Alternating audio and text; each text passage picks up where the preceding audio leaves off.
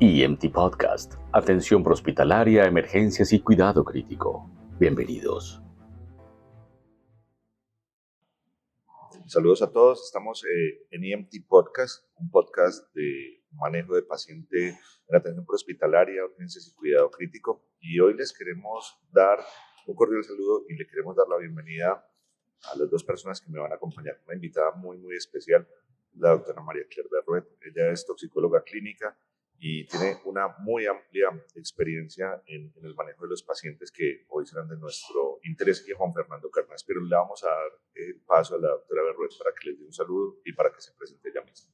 Hola, saludos a todos. Muchísimas gracias por invitarme a este programa. Como les contaban, mi nombre es María Claire, yo soy médica especialista en toxicología clínica, soy profe de toxicología, soy epidemióloga y me desempeño como profe de medicina y como toxicóloga del Hospital General de Medellín. Bienvenida, María Claire. De Emergency Medical Training tenemos a Juan Fernando. Juan Fernando es nuestro director científico y le doy paso para que les dé la bienvenida también y los pueda saludar. ¿Qué más, Alejo? ¿Qué más, Mari? ¿Bien o qué? Bien, Juanfer, muchas gracias por venir. Listo, bueno, ¿no? Entonces démosle mate a esta vuelta de una vez. Muchas gracias, Juanfer. Muchas gracias, María Claire, que sabemos que con sus ocupaciones es muy difícil que nos haya sacado el tiempo para este propósito. Y pues sin más preámbulo, vamos a hablar de algo que consideramos que es un problema de salud pública en nuestra ciudad, en Medellín, y yo creo que en todo el mundo.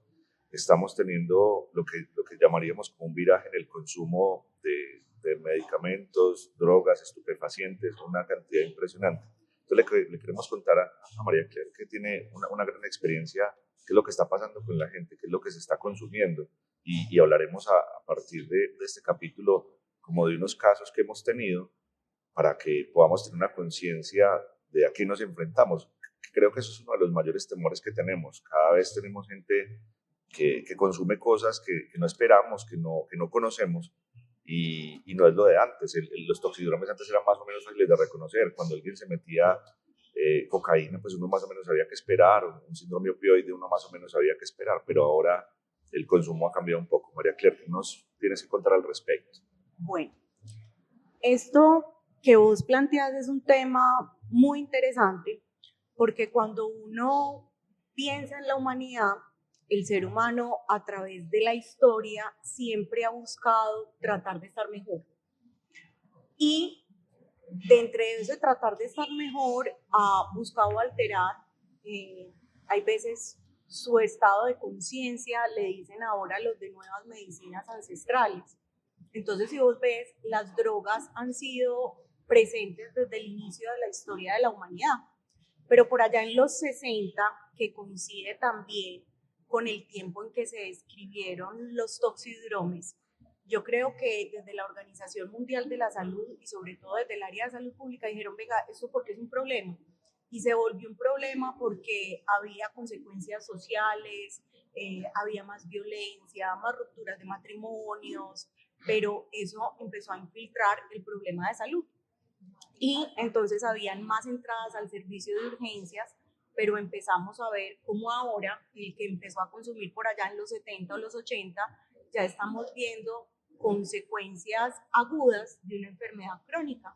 Cuando hablamos de drogas o de drogodependencias, que no es un término muy adecuado, estamos hablando de enfermedades crónicas difíciles de tratar, que hay que hacer un enfoque biopsicosocial, que hay que pensar en estas cosas de salud pública y que ya sí o sí las vamos a ver en todos los estratos, en hombres y mujeres. María Claire, Juan Fernando, hay un problema muy grave que ocurre. Miren que en Estados Unidos el consumo de opioides se desbordó a tal nivel que incluso el uso de la naloxona es un medicamento que es más fácil de conseguir incluso que el acetaminofén, porque tienen realmente ese problema de salud pública. Juanfer, acá en Colombia con la experiencia, la gente dice, bueno, eso aquí no pasa tanto, pero vos como especialista en medicina de emergencias y de cuidado crítico, ¿cuántos de tus pacientes en la unidad de cuidado intensivo pueden llegar a tener esas complicaciones? ¿Qué tan frecuente lo es? Pues en los últimos años, pues realmente no, en las unidades de cuidado intensivo en las cuales he trabajado, pues no he tenido tanta oportunidad de ver pacientes gravemente enfermos por drogas, pero cuando trabajaba en los servicios de urgencias, sí era bastante frecuente, sobre todo el consumo. Creo que me perdí aquí, Alejo, en algo, y es, ¿nos estás hablando de naloxona o de fentanilo?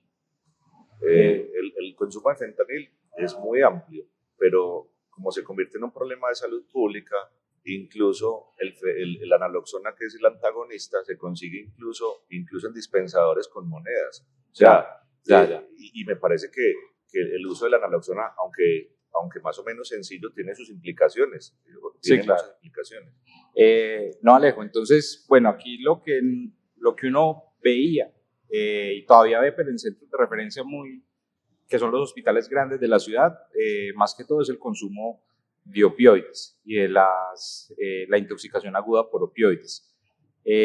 Realmente, en mi experiencia, no sé, Mari, ¿qué nos puede decir al respecto? Yo he visto que ha caído un poco este cuento de los opioides porque creo que lo están usando mucho mejor los pacientes. Los consumidores ya no se descachan tanto o tienen acceso más rápido y se alertan más rápido antes de llegar antes de morir, pues llegar a un servicio de salud.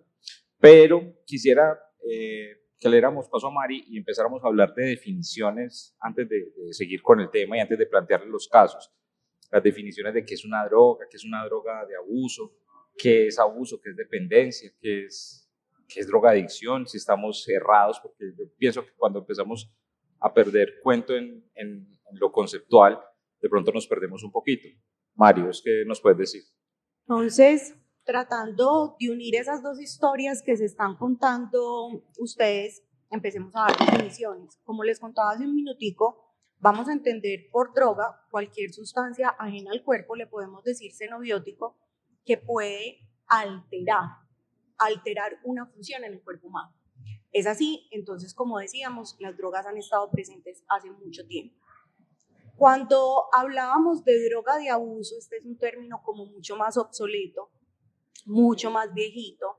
Hablaban de un grupo de sustancias de las cuales una persona se podía enganchar, se podía quedar ahí, su comportamiento podía ser crónico. Y ahí, Juanfer, es importante, digamos, entender que muchas veces esas drogas de abuso, a algunos otros autores les dieron el nombre de drogas clásicas, ¿cierto? Que eran la cocaína, y ahí se une con la pregunta que decía Alejo. Entonces, la cocaína era sinónimo de un toxidrome adrenérgico, y entonces un médico podía estar seguro que eso tenía un riesgo cardiovascular y neurológico. Y las benzodiazepinas, que se llamaban ruedas, te iba a dar un toxidrome sedante, y ese era el bello durmiente, y sabías que había un riesgo respiratorio, pero uno podía hacer un manejo expectante, y había un toxidromio opioide muy florido, sobre todo cuando entró la heroína. Entonces, esa miosis, esa depresión respiratoria, depresión de la alerta, disminución del peristaltismo, era sinónimo de naloxona. Pero esas drogas de abuso o esas drogas clásicas fueron cambiando en el tiempo y la epidemiología fue cambiando. El problema fue que se quedaron nombres, y esos nombres estigmatizan, y yo creo que tenemos un gran problema con los estigmas para los pacientes. Entonces se cambió el nombre de droga, dijimos paciente drogodependiente. Entonces fíjense que eso en sí falta muchas precisiones, porque drogodependiente, dependiente a qué droga, ¿cierto? Luego empezamos con unos términos muy estigmatizantes: el alcohólico, el heroinómano, el cocainómano, y pues pensemos que eso no es correcto, ¿cierto? Vos sos Alejo, yo soy Mari, vos sos Juan Fernando. Desde ahí yo creo que empezó como ese estigma social, en que eso tiene uno que pensarlo en el servicio de urgencias, en que muchas veces los pacientes se retrasan para consultar, ¿cierto? Es importante con ese término de dependencia decir que no toda persona que consume va a tener una dependencia. Es así como hoy en día yo puedo decir que hay un uso de la sustancia. Entonces aquí hemos fumado un cigarrillo, sí. Nos hemos tomado unos vinos, sí. Entonces todos somos usuarios de cigarrillo o de alcohol. Ahí usted tiene que ser muy claro en saber que hay personas que tienen un uso responsable o un consumo responsable, como le dicen hoy. Pero hay un grupo de personas, y esto es una cosa biológica, entonces esto no es un vicio, esto es una cosa que tiene abajo una neurobiología, que empiezan a tomar ese alcohol con un patrón. Voy a hablar de alcohol, de cigarrillo, porque son las dos sustancias legales más comunes en Colombia. Ahí debería meter los vapeadores. Por cierto, hoy salió un intento de ley para intentar regular a los vapeadores. Entonces, esas personas que lo empiezan a hacer con una frecuencia, que empiezan a aumentar la cantidad, y ese aumento de la cantidad se llama tolerancia. Este término, que ya es obsoleto, uso, esas personas que empiezan a cumplir un tiempo, una manera de consumo, lo consumen a pesar del problema, ya pasan de uso a un abuso. Y digamos, el paso del abuso a la dependencia, se le suman a las características anteriores dos. Una, que es la abstinencia, que es un conjunto de signos y síntomas desagradables cuando yo disminuí o paré la sustancia, y la tolerancia, que necesito aumentar más la cantidad. Hoy en día nosotros no hablamos de uso, abuso y dependencia, pero siempre me encanta explicar esas definiciones para que siempre que pensemos qué es lo que vamos a decir, miremos que eso no esté generando un estigma social. Hoy hablamos de trastornos por uso de sustancias, y esos trastornos por uso de sustancias le podemos poner el apellido de leve, moderado y grave. ¿Qué podemos hoy decir en cuanto a estas drogas? Entonces ya no tenemos solo estas drogas clásicas, ya podemos decir que hay muchas sustancias, dentro de ellas quisiera resaltar algunas que hacen parte de los psicodélicos, de las medicinas ancestrales, que tienen la capacidad de abusarse y que tienen esa capacidad de hacer cambios en el cuerpo. Por eso se consideran drogas. Qué interesante, Marie Claire. Y hay una cosa que a mí me ha preocupado mucho, sin ser realmente experto en el asunto de las intoxicaciones y estos pacientes de abuso, y es que hoy no sabemos la gente que está consumiendo. Tú sabes que a la droga, al estupefaciente, la forma en la que lo llamemos, se le mezclan cosas. La cocaína clásica, incluso ahora le ponen cosas como levamisol o levamisol, que pueden generar problemas más graves. Entonces, como estos ancestrales o como estas drogas, hoy nos enfrentamos al desconocimiento de qué puede pasar. Incluso en Estados Unidos hay como una conglomeración muy importante de gente que disfruta de la música, y hay una reunión que yo estoy seguro que Marie Claire conoce, que es el Burning Man, donde va una cantidad de gente a experimentar las creaciones de autor. Entonces para nosotros realmente es un problema muy grave, porque cada vez que pasa una cantidad de tiempo, no sé, 1 año, 2 años, uno está completamente desactualizado de cuáles son las tendencias de consumo. A mí eso me parece un problema realmente grave. ¿Tú qué piensas de lo que está pasando en Colombia, de lo que está pasando en Medellín y en el mundo, por supuesto, en ese nuevo consumo de sustancias que antes no se veía? La primera vez que yo me empecé a preguntar, porque a uno lo crían en toxicología probablemente con las drogas clásicas, y no es mal, porque inicialmente uno tiene que pensar qué es lo más prevalente, qué es lo más frecuente para Colombia. En lo legal estará alcohol y tabaco. En lo ilegal la lideran marihuana, cocaína y sus derivados. Entonces, yo que soy pues como prehistórica en toxicología, uno se cría con eso. Pero cuando uno se empieza a hacer la pregunta, nuevas sustancias psicoactivas, esa primera pregunta me la hice por allá en el 2014, y yo dije, siempre es que no sé, un forro. Y resulta que para ese entonces la Organización Mundial de la Salud decía que había más de 470 nuevas sustancias. Y se cree que, por ejemplo, para Europa y Estados Unidos por año podían haber 27 o 30 nuevas sustancias. Cuando me iba a los informes del Observatorio de Drogas, que yo creo que es una cosa que los médicos deberíamos de ver de vez en cuando, ¿cierto? Los informes que nos da la Organización de las Naciones Unidas y la OMS sobre tendencias de drogas, y lo deberíamos correlacionar con el observatorio. Entonces, aquí habían muy poquitas de esas nuevas sustancias detectadas. ¿Significa eso que no hay? Yo no creo. Puede que no las hayan detectado. Entonces, fíjate que tuvimos en un tiempo un problema con el cocodrilo. Yo creo que vos te acordás, Juanfer, de ese paciente, porque aquí cuando vos eras urgentólogo, habían pacientes que decían, veíamos con alteraciones con alteraciones en la piel, y algunos decían, a mí me están dando cocodrilo. Pero hasta el día de hoy, el Ministerio de Salud dice, no hay cocodrilo. Esos pacientes, Mari, eran los que tenían esa fuerza sobrehumana, que nos llegaban con rabdomiolisis grave al servicio de urgencias, ¿o cuáles eran? Como llegaban con algo de los opioides, con alteración de la alerta, el despertar muy violento, pero eran pacientes, si uno se devuelve en la historia de Medellín, hay unas noticias donde decían, en tal sitio le venden un kit.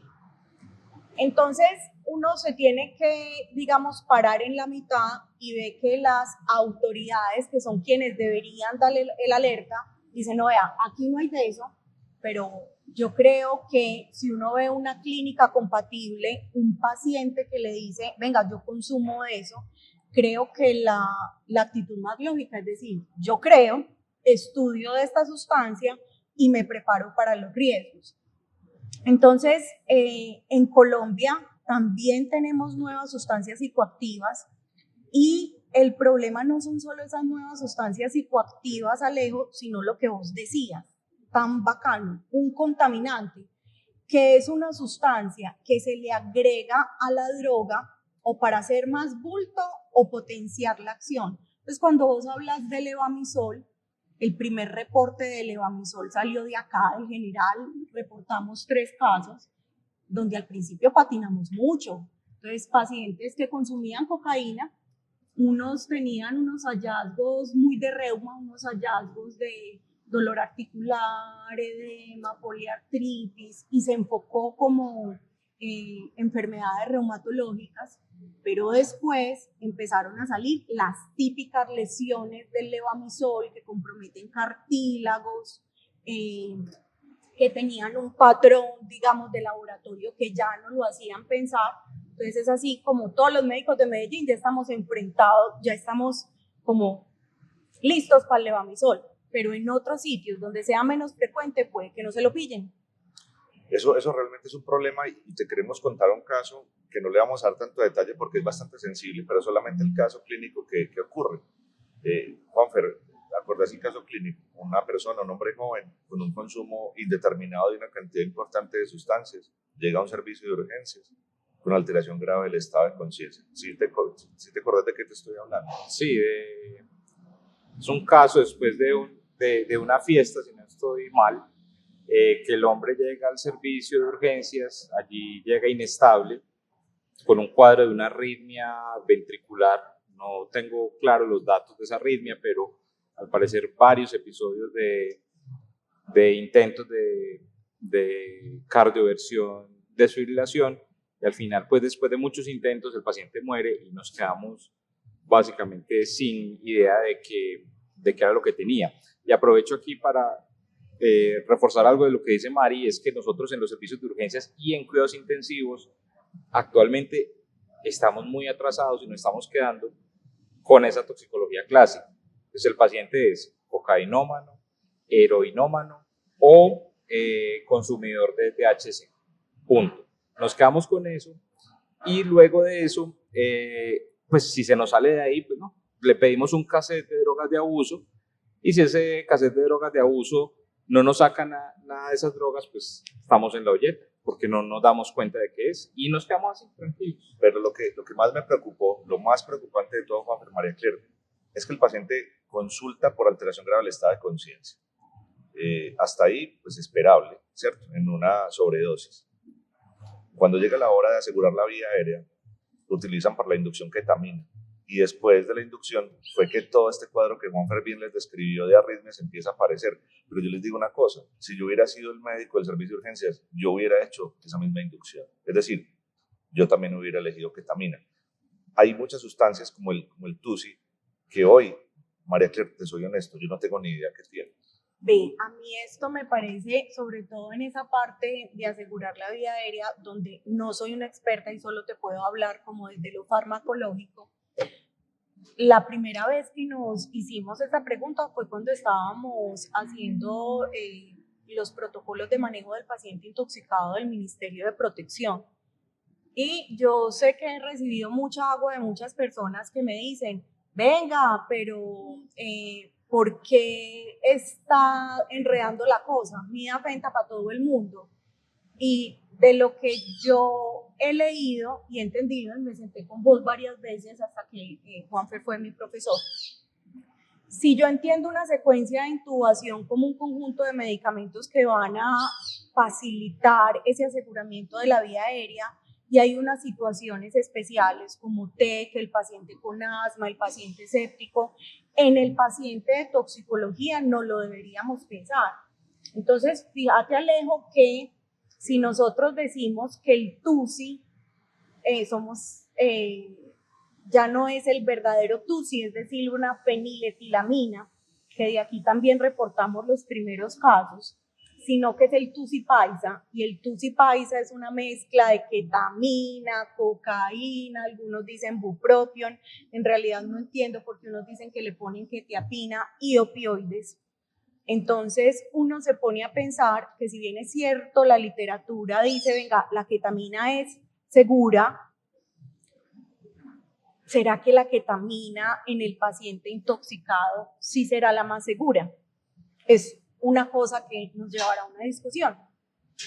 Claro, y como dice Alejo, pues ketamina es una muy buena opción si el paciente me llega deprimido, pero es que ya estamos hablando de cuadros que se salen de lo convencional, entonces no es una benzodiazepina lo que el paciente probablemente tenga.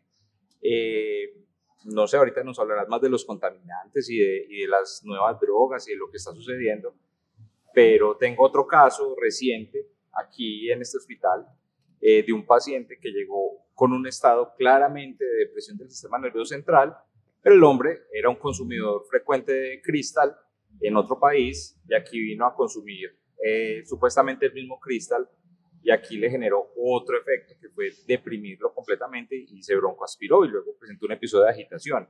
Entonces nos estamos enfrentando, yo creo que es una problemática grave, nos estamos enfrentando a drogas que desconocemos y aquí hago el mea culpa. Nosotros, los que no estamos en el ámbito de la toxicología, estamos siendo irresponsables al seguir pensando en cocaína, THC, heroína y benzodiazepinas como causales de todos estos eventos. Entonces yo creo que aquí esos casos se van entrelazando a presentaciones atípicas y obviamente si yo no estoy preparado para una presentación atípica de una droga, de una potencial nueva droga de abuso o sustancia de abuso, pues obviamente voy a cometer errores que ya no suceden con el TEC, que ya no suceden tanto con el infarto, con otras patologías que ya tenemos claro que vamos a usar en una inducción y que no es adecuado decir que no nos enredemos, o sea, tenemos que ser mucho más precisos para que no pase algo como lo que Alejo nos describía de un uso de ketamina que probablemente impactó sobre una carga rítmica en un paciente intoxicado. Yo creo, Alejo, que lo que dice Juanfer es muy cierto. Jamás podremos afirmar que hay una unicausalidad, pero digamos que la presencia simultánea como de diferentes variables, el medicamento que le vas a poner en la inducción, creo que hace necesaria como la presencia o la necesidad de educación, pero de educación no solo desde la visión de tóxico, sino como de una visión multidisciplinaria, porque es que en el paciente intoxicado todo el mundo piensa, ay, el antídoto, y si usted ve que ese solo en drogas clásicas, marihuana no tiene, cocaína no tiene, flumazenil no sabe poner en urgencias, ¿Qué tiene? Opioides, naloxona, ¿cierto? Pero hay muchas otras que simulan un toxidromio opioide. Por ejemplo, un contaminante aburridor, y que todavía no tenemos capacidad de detectarlo, es la silacina. Y ustedes están escuchando a la silacina como un contaminante de los opioides y como un contaminante de la cocaína. Entonces yo creo, Juanfer, que es súper valioso equipos multidisciplinarios que se piense en ese paciente desde el escenario extrahospitalario, Alejo, qué voy a hacer desde el triaje, porque creo que todavía hay errores en el triaje. Acá hicimos un estudio muy bonito de triaje en el paciente intoxicado y 30% salió triaje 3. Y yo no te creo. Que es un absurdo. Pues, sí. Que un paciente intoxicado le vas a dar un triaje 3 entendiendo los riesgos que van detrás del riesgo tóxico. Y luego el papel de los urgentólogos en, bueno, líquidos, creo que todo no se soluciona con 30 mililitros por kilo, aunque aparezca en los libros de toxicología. Este paciente tiene riesgo de sobrecarga, ¿qué vasopresor le voy a poner? Creo que en eso tenemos que mejorar mucho, porque hay veces es como que cuando yo veo y me encuentro con Juanfer en la unidad, muchas veces es un tiempo que se pasó, y yo creo que ese tiempo puede aumentar la comorbilidad, ¿cierto? El tiempo en que llegó el APH, hizo lo que tenía que hacer. Yo pienso que aquí tiene que cambiar la política de APH, porque un APH bien entrenado que pudiera poner una naloxona a tiempo sería una belleza, ¿cierto? Un urgentólogo muy bien entrenado en esa parte del soporte vital dirigido y un intensivista que tenga, digamos, una visión muy amplia de cómo voy a interpretar esos paraclínicos, y un toxicólogo que esté transversal y continúe con ese paciente. Pero sí creo que tenemos que dar muchas discusiones alrededor de esa estabilización. María Claire, a mí me parece muy, muy importante lo que dices, y te voy a poner un escenario que nos pasa con mucha frecuencia. Yo te tengo que confesar que si yo me enfrentara a un paciente que incluso trae parte de lo que consumió en el bolsillo, en muchas ocasiones yo ni siquiera voy a saber de qué se trata. Es decir, hay unas cosas que la gente llama los papelitos. Si alguien trae una catinona, una metcatina, una sal de baño, yo lo único que te puedo decir de eso son los nombres, porque yo ni siquiera sé qué es eso. O sea, si alguien trae una sal de baño, yo ni siquiera la podría reconocer. Entonces, yo creo que va a ser necesario que la gente se siga formando, porque se van a encontrar con formas inesperadas de drogas de abuso. Y la última que te cuento relacionada con esta pregunta es que hay una ONG aquí en Medellín que a la entrada de los conciertos, de los eventos, a la gente dona las dosis, alguna dosis de lo que están consumiendo, para que a partir de pruebas puedan verificar si lo que la gente cree que está consumiendo, lo que realmente está consumiendo. Y creo que más del 80% de la gente ni siquiera se está metiendo lo que cree que se está metiendo. Yo creo que tocas un tema muy chévere, Alejo, y al respecto yo quisiera decir que conozco esa ONG, creo que parten de una intención muy buena, pienso que están intentando promover el consumo responsable, pero creo, Alejo, que uno tiene que ser supremamente cauto y específico con el alcance de sus palabras, no solo por vía oral, sino cuando escriben. Si yo cojo y estamos en este momento en un after party y hay 300 personas y yo cojo la cocaína de 25 personas y no encuentro levamisol, yo no puedo decir que en Medellín o que en esa fiesta no hay levamisol. Entonces, si yo cojo, por ejemplo, a las sustancias que, fíjate esta última alerta de fentanilo, yo no puedo ridiculizar eso, porque entonces yo digo, mire, no encontramos fentanilo, no hay ningún problema. Entonces mandas un mensaje contrario a la gente y puede que haya personas que no estén tan entrenadas y se relajen. Entonces me gustaría que todos los que están escuchando en este momento, pues digamos que viéramos las noticias, lo que leamos, donde nos formamos, con las dos caras de la historia desde un punto muy equilibrado, porque en droga siempre va a haber el que la sataniza, el que dice que no pasa nada, el que dice que estamos hundidos en las drogas, el que dice que hay una respuesta para todo. están las falsas salidas. Así que esa pregunta es importante, Alejo, y creo que también tenemos que recordar la importancia de articularnos con los entes gubernamentales, porque es como vamos a conversar con los otros países, ¿cierto? Existen en ocasiones y en el hospital acá, hemos hecho algunas alertas donde llega un paciente, me llega esa sustancia que vos contás, que no me parecía nada, ¿cierto? Y entonces hay veces hay una manera adecuada, desde toxicología, uno se puede enlazar con el ministerio. Soy yo como toxicóloga la garante, digamos, de esos datos de seguridad del paciente, porque es una historia de él. El ministerio manda una cadena de custodia que casi siempre es con la policía. Esto se va al laboratorio Siena, que es donde tienen un cromatógrafo y todos los instrumentos que son más allá de un ensayo o de una prueba colorimétrica, que es lo que hace esta ONG, y me acercan mucho más. Y se puede dar una alerta que tenga mucho más peso como país. De acuerdo, y me parece que eso es una medida responsable, pero que también no soluciona los problemas.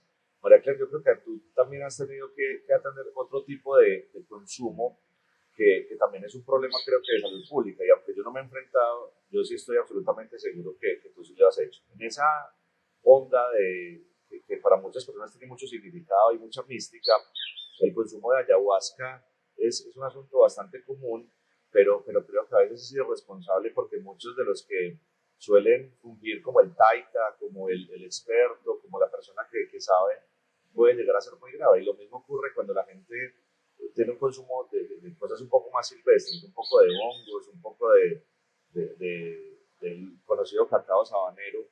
¿Cómo estamos en ese tipo de eventos y ese tipo de consumo? Entonces, aquí, Alejo, nos adentramos en un tema apasionante, y es que en este momento estamos en el advenimiento como de la medicina ancestral, y dentro de la medicina ancestral deberíamos precisar como conceptos que dan: psicodélicos, despertar de la mente; psiquedelia, despertar del alma. Empiezan a entrar palabras como lo inefable, una cosa tan grande que yo no logro describir. Y empezamos a ver algunos estudios de otros países, estudios controlados, donde dicen: mira, estas sustancias se han utilizado, tienen un potencial, y ahí empieza a haber toda una confusión. Entonces, puede que aquí diga una opinión impopular, pero es importante saber, venga, quién está leyendo, de dónde está leyendo. Que yo diga que una sustancia tiene un potencial terapéutico, yo no lo niego, no significa que sea la primera línea, por ejemplo, en el manejo de una depresión. Entonces, preocupa que esto está generando retrasos diagnósticos. Y cuando yo planteo cualquier cosa como la panacea, bien sea el cannabis, bien sea la psilocibina, bien sea la ayahuasca, y yo no individualizo al paciente, ahí estoy cometiendo un error. Entonces, no me digas que será lo mismo un paciente obeso, polimedicado, con 3 psicofármacos, póngale una quetiapina, póngale un antidepresivo dual, que se meta con serotonina, norepinefrina y que tome DMT o ayahuasca, a un muchacho de 25 años sin ninguna comorbilidad, puede que pues no tenga tanto impacto. Me preocupa que estamos muy pegados al uso, que tanto como soluciones fáciles, y yo no creo que haya una varita mágica. ¿Por qué? Porque si vos tenés una depresión refractaria, puede que esa experiencia con la planta me lleve a algo, pero si yo no trabajo conscientemente lo que descubrí, si yo no hago psicoterapia, probablemente no llegue a ningún lado. Y no estamos pensando en los riesgos del servicio de urgencias. Entonces, como muchas veces no hay reportes de estas sustancias, creo que hay una falsa sensación de seguridad.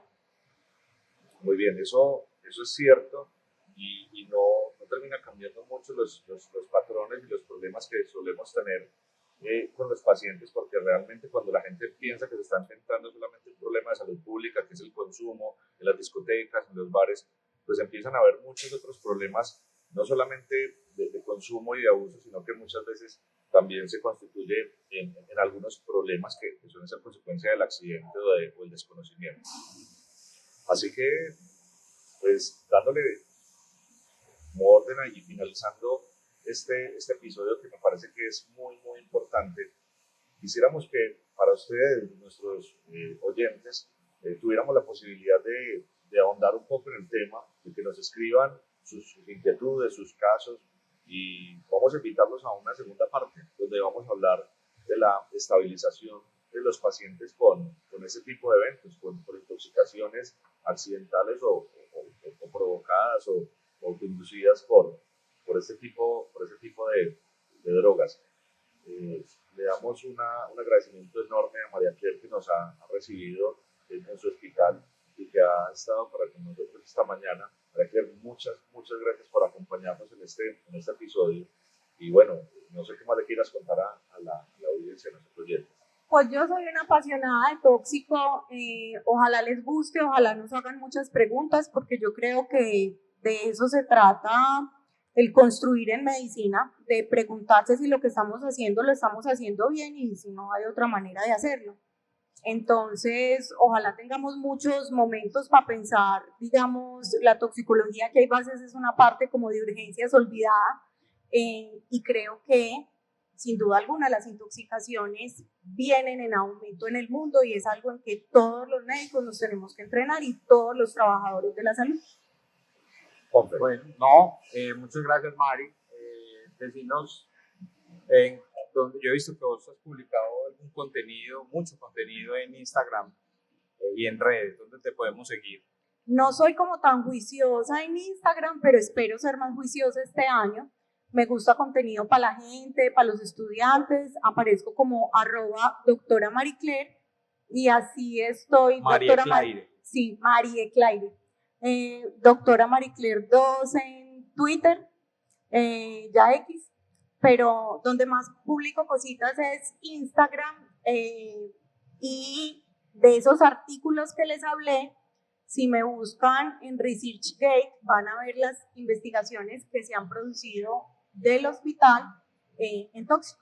No se preocupen que en las notas al pie del podcast vamos a dejar todos los contactos para que puedan seguir a la doctora María Claire y puedan evidentemente profundizar mucho más al respecto. Sin más, muchas gracias por escuchar este episodio y nos escuchamos más bien en nuestro próximo episodio de EMT Podcast. EMT, el poder de salvar vidas.